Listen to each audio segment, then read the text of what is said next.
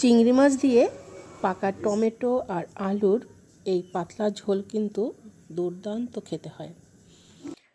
এই গরমের দিনে এমন হয় না যে কী খাবো কিছুই খেতে ভালো লাগছে না। এইরকম একটি রেসিপি যদি থাকে গরমের সময় ভীষণ উপকারে আসে। মানে একবার রান্না করলে মনে হবে বারবার, মাঝে মাঝেই আর কি রান্না করি বা খাই। তো আমি এখানে কিন্তু সরষে ফোড়ন দিয়ে চিংড়ি মাছ ভেজে করেছি।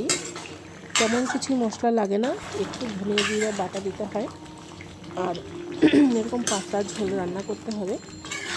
এত সুন্দর খেতে হয় আর এত সুন্দর দেখতে যে বাচ্চারা রং দেখে খেয়ে নেবে।